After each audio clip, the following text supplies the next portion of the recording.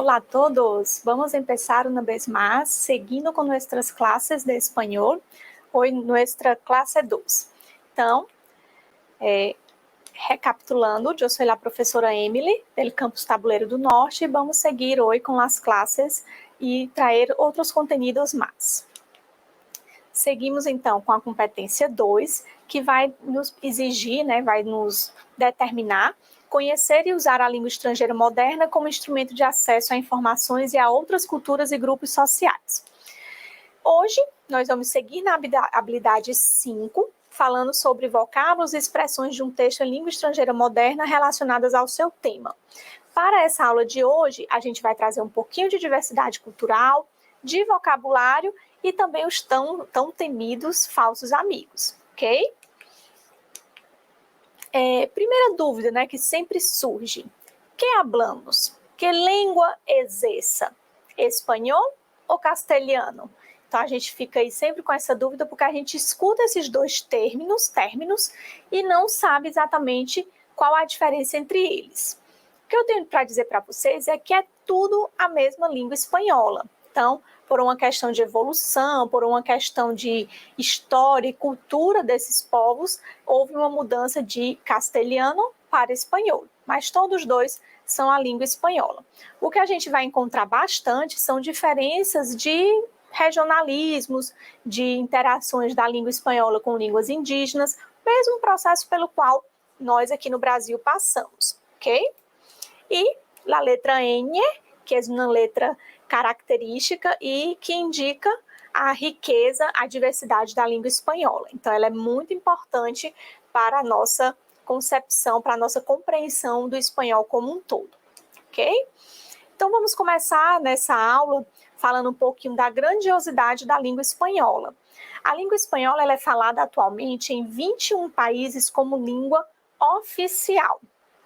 Então, essa riqueza, essa diversidade de países traz para a língua espanhola uma posição de destaque, uma forma de ter uma quantidade muito grande de pessoas que falam.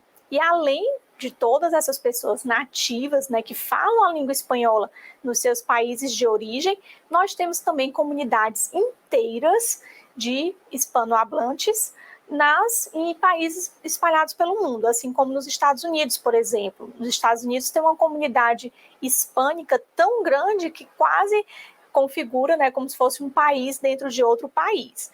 Assim, a gente consegue chegar aí a dados, a informações relevantes com relação à quantidade de falantes da língua espanhola. Então, a gente vai falar um pouquinho mais sobre isso na aula de hoje.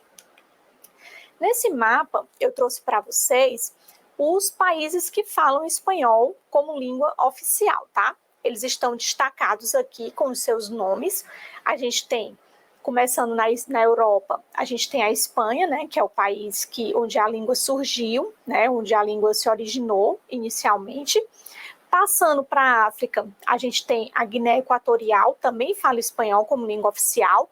E a gente vindo para o lado da América, que é o continente onde a gente tem mais países que falam espanhol, a gente começa lá da América do Norte, com o México, passa pela América Central, com todos esses países, Guatemala, El Salvador, Honduras, Nicarágua, Costa Rica, Panamá, Cuba, República Dominicana, Puerto Rico. Então, todos esses países da América Central falam também o espanhol como língua oficial.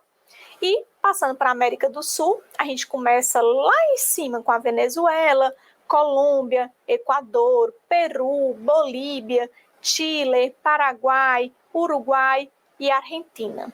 Então, praticamente todos esses países na América do Sul, tirando somente o Brasil e as Guianas, Suriname também, todos os outros falam espanhol como língua oficial, ok?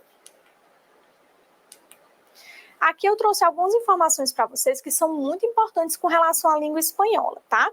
Alguns mapinhas também, a foto da bandeira para a gente ir se familiarizando mais. E a gente tem a seguinte informação, dados do ano passado, tá? Bem recentes, bem atualizados, retirados do site do Instituto Cervantes, que é um instituto que divulga a língua espanhola pelo mundo. Primeira informação, 493 milhões de pessoas falam espanhol como língua materna, ou seja, né, como língua primeira, como a primeira língua que a gente aprende a falar quando nasce em uma família espanhola, né? Família que fala espanhol. É a terceira língua em número de hablantes, perdendo somente para o inglês e para o chinês, né? E é a segunda língua materna do mundo, perdendo somente para o chinês. Então, com essas informações, a gente percebe a grandiosidade dessa língua espanhola e a relevância, a importância que ela tem no cenário mundial. Por isso, é tão importante que a gente conheça um pouquinho dela, sim, para fazer a nossa prova do Enem. Mais alguns dados para vocês, mais algumas informações para que vocês despertem cada vez mais o interesse por essa língua tão fascinante. Mais de 24 milhões de alunos estudam espanhol como língua estrangeira, ou seja, é uma língua muito estudada ao redor do mundo, não podemos perder essa oportunidade, tá? O número de hispanohablantes seguirá crescendo em las próximas 5 décadas. Então, a previsão do Instituto Cervantes é que daqui para mais 5 décadas, né, 50 anos, esse número de estudantes vai crescer cada vez mais, porque o interesse ele continua muito grande. É uma língua que está se difundindo cada vez mais. E em Estados Unidos, o espanhol é, com diferença, o idioma mais estudado em todos os níveis de enseñança. Como a gente tem uma comunidade que fala espanhol muito grande nos Estados Unidos, o interesse pelo estudo dessa língua é cada vez maior nesse país e cada vez mais crescente também. E percebam que todos esses dados mostram um crescimento da língua espanhola e não uma estagnação.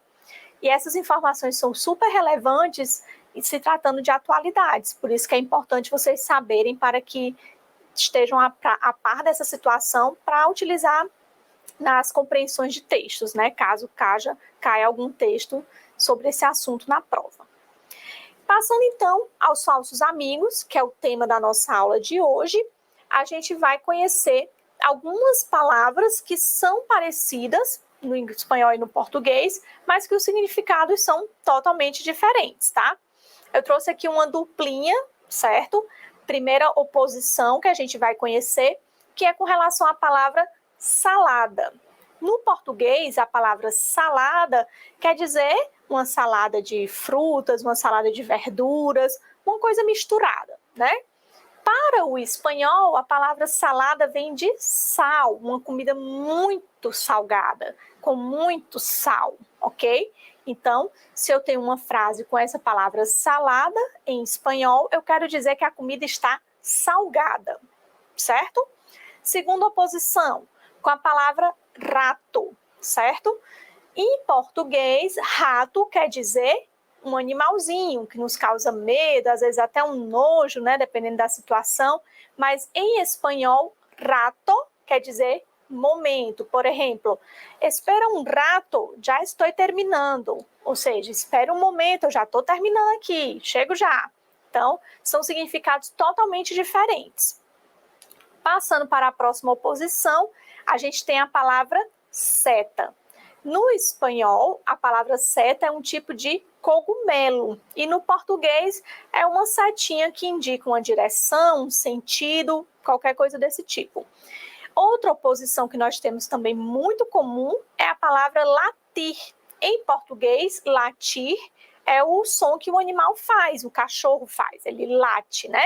E em espanhol, essa palavra latir tem a ver com bater do coração, né? Quer dizer batir, né? Então, se eu digo, mi coração late por ti, quer dizer que o meu coração bate por você, ok?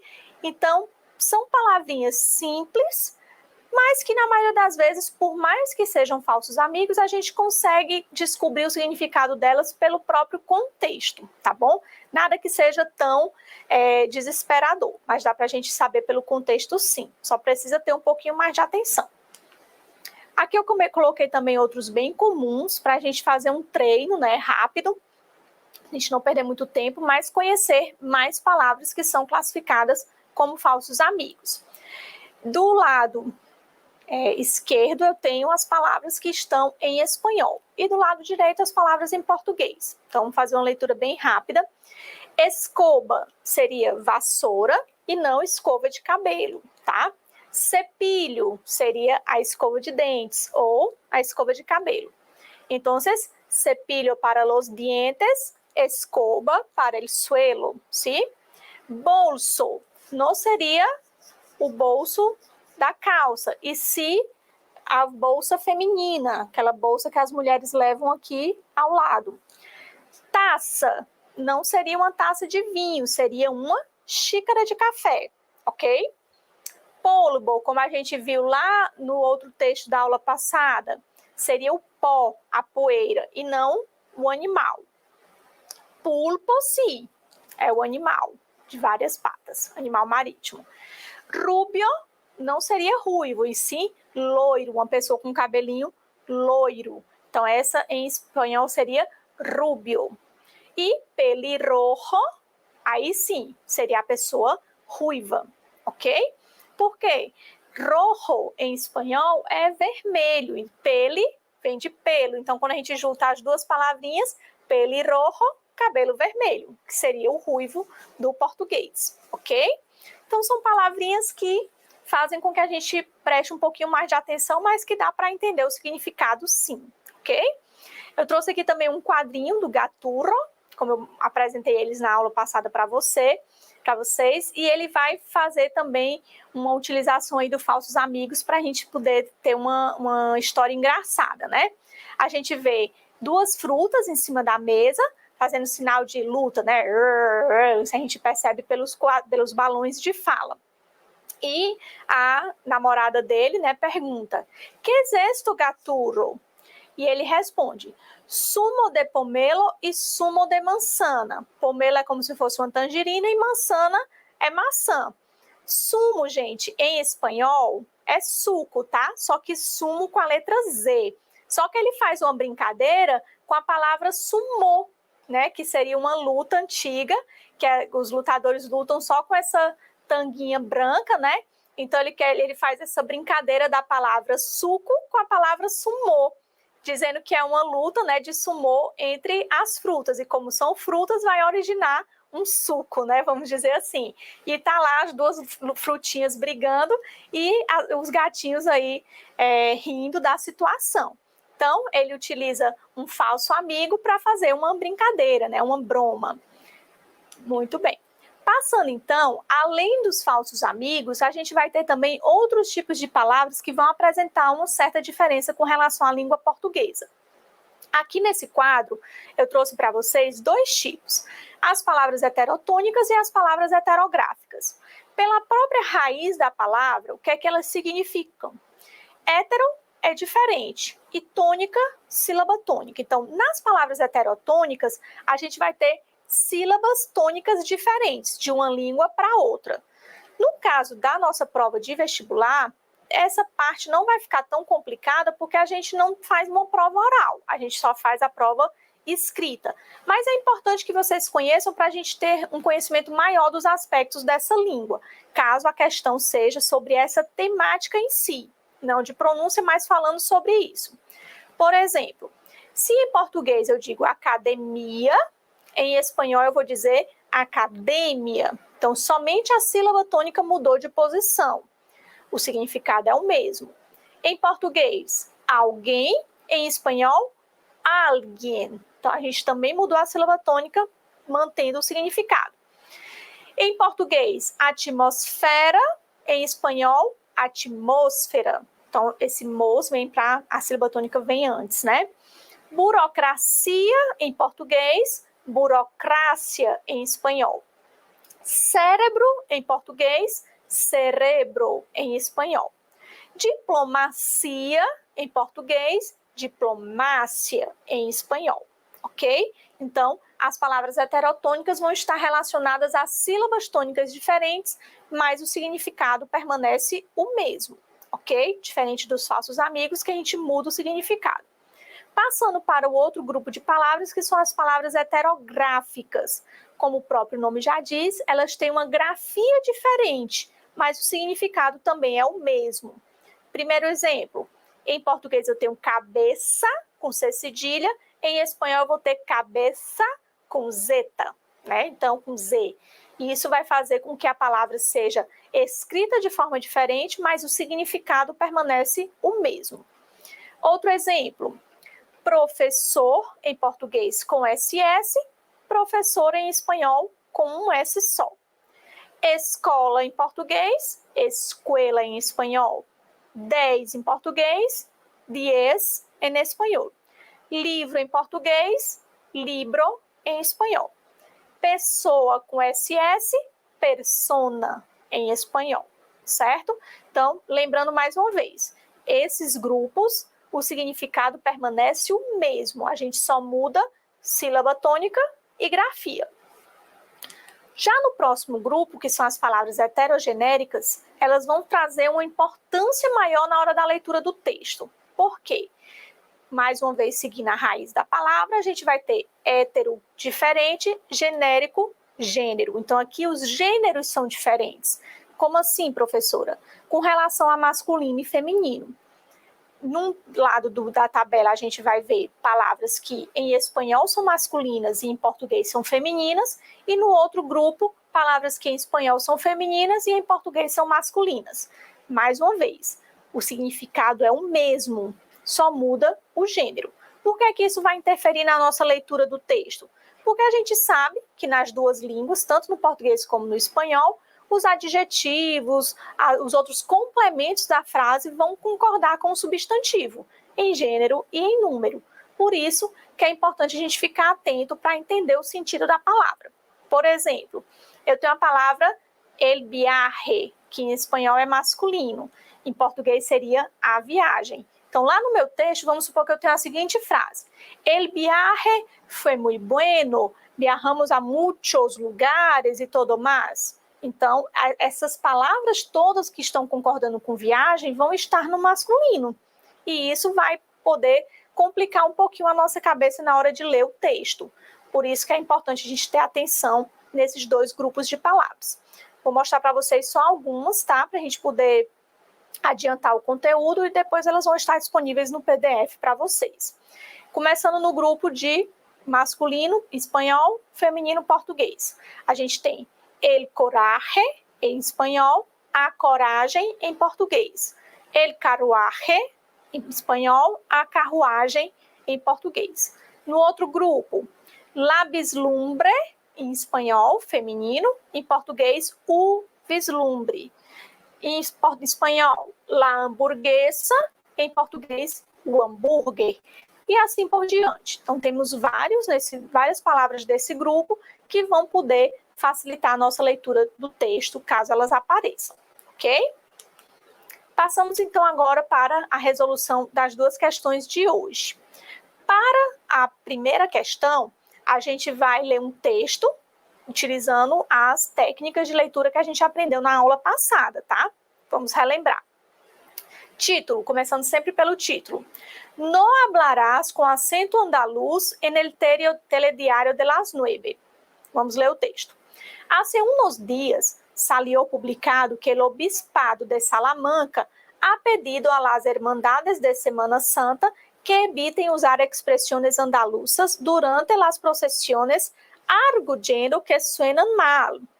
Aunque es una noticia aparentemente local y sin otro interés que el de seguir los cotilleos de los cofrades y capillitas salmantinos, lo cierto es que recoge uno de los estereotipos lingüísticos más extendidos, lo mal que hablan los andaluces.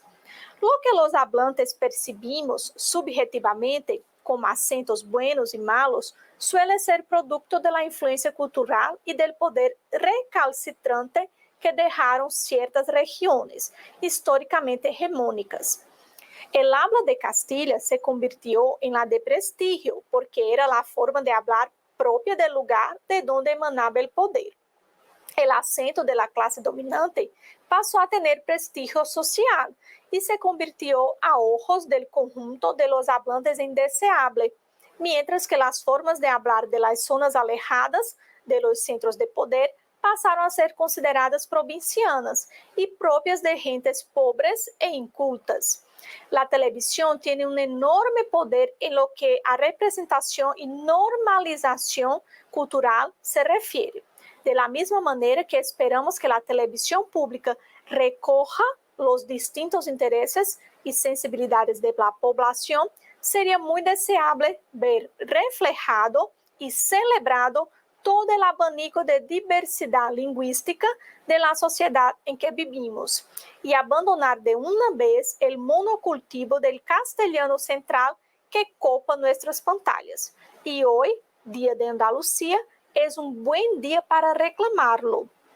Tirado esse texto, né, disponível em eldiario.es, que também é um jornal, tá? Como eu disse na aula passada, que era importante a gente ler os jornais. Então, vamos lá. Li o título, li o texto e li a fonte. Eita, professora, esse texto teve muita palavra difícil. Realmente. Vocês me viram parar em algum momento? Não. Então, a gente faz a leitura do texto todo. Pode ser que a gente nem precise saber o significado real de todas essas palavras. O mais importante é a gente entender o sentido geral do texto, que fala sobre as variedades regionais do espanhol. Uma língua de maior prestígio, uma língua de menor prestígio, no caso, são variantes que as pessoas adotam e que muitas vezes são consideradas de menor prestígio por ser de uma região distante dos centros, né, das capitais. Mas vamos ver o que a questão vai nos pedir. Ele diz assim, o enunciado: o texto discute a proibição de expressões andaluzas nas procissões e no telejornal das 9 horas. De acordo com essa discussão, o autor defende lembrando, não é a nossa opinião. A questão está pedindo a opinião do autor. O que esse autor que publicou esse texto nesse jornal está reivindicando? Qual é a opinião dele? O que é que ele defende? Vamos às opções. A soberania de um falar sobre o outro. B, a estranheza perceptiva do falar andaluz. C, a luta dos andaluzes pela diversidade linguística. D, a hegemonia de um sotaque com base no prestígio social. Ou é a visão estereotipada dos próprios andaluzes acerca de seu falar? Então, vamos voltar ao texto, tá? Ele está pedindo aqui, ele está defendendo o que nesse texto? Eu tenho que saber qual é a oposição desse meu autor do texto. Então, vamos lá. Ele diz assim, ó, se a gente olhar lá no último parágrafo, ele diz assim, ó, a televisão tem um enorme poder no que pesa, né, no que se refere à representação e normalização cultural. Da mesma maneira que esperamos que a televisão pública recolha os distintos interesses e sensibilidades da população, seria muito desejável ver refletido e celebrado todo o leque de diversidade linguística da sociedade na qual vivemos e abandonar de uma vez o monocultivo do castelhano central, que copa, né, que permeia nossas telas. E hoje, Dia de Andalucia, é um bom dia para reclamá-lo. Ou seja, ele está defendendo a questão da diversidade linguística. É uma luta não só dos andaluzes, mas também de todo o povo que tem um falar diferente, que tem um regionalismo diferente dessa língua falada pelos grandes centros, né, pelas capitais. Então, a nossa opção correta para essa questão é a letra C, a luta dos andaluzes pela diversidade linguística. Quando ele fala de leque, é porque tem muita variedade, tem muita diferença de acento, né, de sotaque, e é muito importante, sim, que todas essas variedades sejam prestigiadas. Por que que vai se retirar do jornal e das procissões? Por que que é menos importante falar do jeito que o andaluz fala, que é uma região ao sul da Espanha? Então, ele está percebendo, né, ele está querendo que essa língua seja valorizada, que essas variações sejam valorizadas. É uma luta válida e é uma luta que é exercida, né, é tomada por parte de muitos espanhóis que não estão ali nos centros onde se fala a variante principal da língua, ok? Percebam que, de todos os parágrafos do texto, a gente teve que se deter mais atentamente somente em um, tá certo? Que foi onde a gente foi buscar a nossa resposta. Ok? Passando para a próxima questão. O título desse texto, né, ele diz assim, inestabilidade estable. Então, a gente tem aí uma oposição, né, de palavras. Uma inestabilidade estável. Então, vamos ver aí do que é que vai falar esse texto. Leitura em espanhol. Los que llevan toda la vida esforzándose por conseguir un pensamiento estable con suficiente solidez como para evitar que la incertidumbre se apodere de sus habilidades, todas esas lecciones sobre cómo asegurarse el porvenir, aquellos que nos aconsejaban que nos dejáramos de bagatelas poéticas y encontráramos un trabajo fijo, y etc., abuelos, padres, maestros, suegros, bancos y seguradoras nos estaban dando gato por liebre. Y el mundo, este mundo que nos han creado, que al tocarlo en la pantalla creemos estar transformando a medida de nuestro deseo, nos está modelando segundo um coeficiente de rentabilidade. Nos está liquando para integrar-nos a seu metabolismo reflejo. Esse texto foi escrito por Fernández Rojano e está disponível no diário Jaén.es, que também é um jornal, tá? Então, também um texto bem introspectivo, né, bem reflexivo, e a gente fica aí com algumas palavrinhas soltas sem saber o que significa. Mas já fizemos a leitura dele todo. Vamos então à questão. O título do texto antecipa a opinião do autor pelo uso de dois termos contraditórios, que expressam o sentido de. Então, ele quer saber qual é a contradição que está sendo estabelecida no texto para que o autor tenha escolhido o título inestabilidade estable. A gente vai procurar nas opções coisas contraditórias. É uma relação bem simples, tá? Vamos item por item. Letra A. Competitividade e busca do lucro que caracterizam a sociedade contemporânea. Vamos pensar. Competitividade e busca de lucro. São opostos ou são sinônimos? Vamos pensando nesse sentido. Letra B. Busca de estabilidade financeira e emocional, que marca o mundo atual. São contraditórios ou são parecidos, são sinônimos? Letra C. Negação dos valores defendidos pelas gerações anteriores em relação ao trabalho. Então, valores e trabalho. Letra D. Necessidade de realização pessoal e profissional no sistema vigente. Letra E.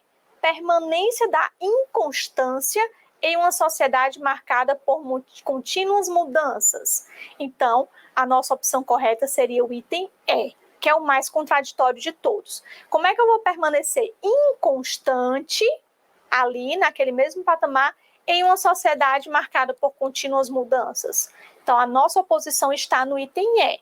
Nos outros 4 itens, a gente tem coisas que coabitam, né? Coisas que são semelhantes, que são próximas. Então, não há oposição.